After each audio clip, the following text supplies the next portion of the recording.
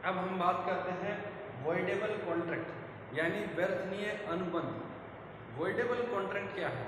देखिए, voidable contract is a type of agreement which is voidable at the option of agreed party. यानी ये ऐसा agreement है जो एग्रीड पार्टी किसे कहते हैं? पीड़ित पक्ष का, ठीक है ना, जिससे जबरदस्ती आपने एक्सेप्टेंस ली है, जबरदस्ती आपने कंसेंट ली है, उसको थ्रेटन किया गया है, डराया गया है, धमकाया गया है, ठीक है ना, बल प्रयोग किया गया है।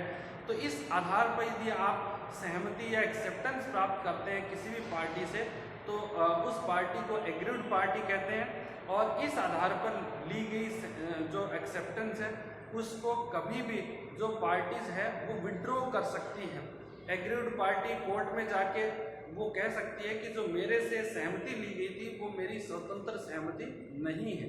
तो इस आधार पर उस कॉन्ट्रैक्ट को जो वॉइड डिक्लेयर करवाया जा सकता है। बट इसमें एक पहलू ये भी है कि यदि एग्रीड पार्टी कोर्ट में ये प्रूव नहीं कर पाती है कि जो एक्सेप्टेंस दी थी, जो सहमति उसके द्वारा, कंसेंट उसके द्वारा जो दी गई थी वो फ्री कंसेंट नहीं थी, तो ऐसी परिस्थिति में वो प्रूव नहीं कर पाएंगे, तो फिर वो कॉन्ट्रैक्ट क्या है कि उसको वॉइड डिक्लेयर नहीं करवाया जा सकता। एग्जाम्पल के तौर पर कोई व्यक्ति मेरे पास आता है और मुझे थ्रेटन करता है और इधर मस्तिष्क पर एक जो राइफल रखे मुझे कहता है कि आपको जो मुझे अपना जो घर है वो 1 लाख में बेचना पड़ेगा। तो मैंने क्या किया कि उस डर से अपना घर 1 लाख रुपए में बेचने के लिए रेडी हो गया। तो इस प्रकार से ये क्या है, एक जो फ्री कंसेंट नहीं है।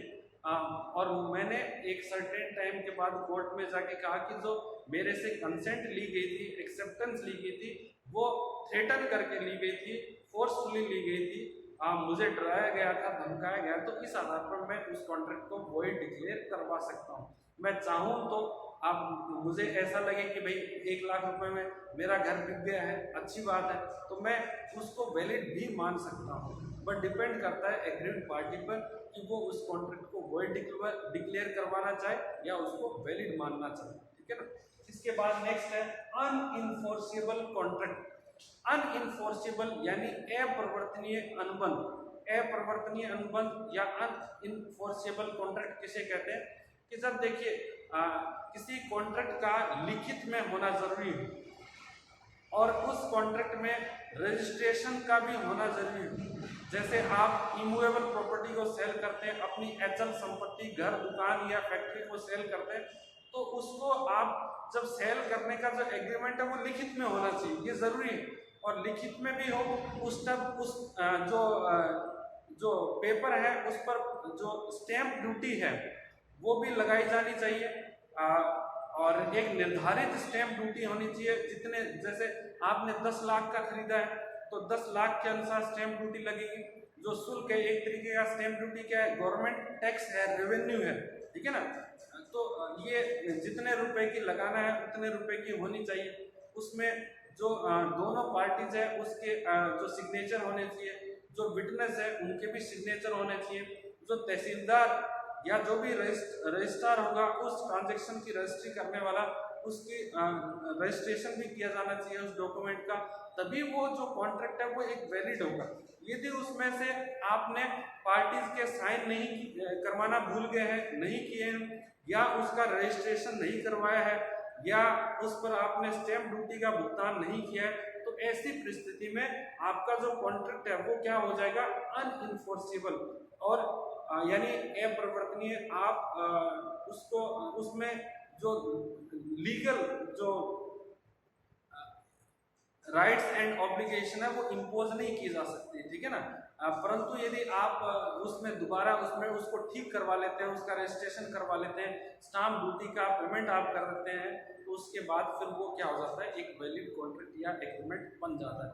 यानी वो जब भी कॉन्ट्रैक्ट में कोई टेक्निकल डिफेक्ट हो, तो उस वजह से साइन की समस्या है, रजिस्ट्रेशन नहीं हुआ है, तो उस परिस्थिति में इस प्रकार के कॉन्ट्रैक्ट को हम कहते हैं अनइनफोर्सेबल या अपरिवर्तनीय अनुबंध। इसके बाद नेक्स्ट है इलीगल कॉन्ट्रैक्ट और एग्रीमेंट। यानी कोई भी ऐसा कॉन्ट्रैक्ट या एग्रीमेंट जो जनरल जो रूल्स है, रेगुलेशन है या जो जनरल लॉ है उसके अगेंस्ट हो, जो कोई भी ऐसा कार्य जो अनलॉफुल हो, जो प्रोहिबिटेड हो, जो रिस्ट्रिक्टेड हो, यदि आप उसको करने के लिए कोई कॉन्ट्रैक्ट या एग्रीमेंट करते हैं तो उसको इलीगल कॉन्ट्रैक्ट या एग्रीमेंट कहते हैं। और इस प्रकार के कॉन्ट्रैक्ट या एग्रीमेंट है वो पनिशेबल होते हैं और वॉइड होते हैं, ठीक है ना। एग्जाम्पल के तौर पर आपने किसी व्यक्ति के साथ एक कॉन्ट्रैक्ट या एग्रीमेंट किया कि वो आपके लिए किसी व्यक्ति का किडनैपिंग करके देगा, किसी व्यक्ति का मर्डर करेगा, तो ये मर्डर करना, किडनैपिंग करना, चोरी करना, स्मगलिंग करना, इस प्रकार के लिए जो अनलॉफुल जो एक्टिविटीज है उनको करने के लिए यदि आप कॉन्ट्रैक्ट या एग्रीमेंट करते हैं तो वो क्या है, एक पनिशेबल एक्ट भी है और दूसरा इलीगल जो कॉन्ट्रैक्ट या एग्रीमेंट कहते हैं। तो आज की क्लास में जो हमने टाइप्स ऑफ कॉन्ट्रैक्ट पढ़े हैं, आपको यदि कोई भी जो टाइप्स है वो समझ में नहीं आए तो आप कमेंट बॉक्स के माध्यम से उसमें अपना क्वेरी लिखकर पूछ सकते हैं। और नेक्स्ट जो वीडियो के लिए आप हमारे साथ बने रहिए। Thank you so much.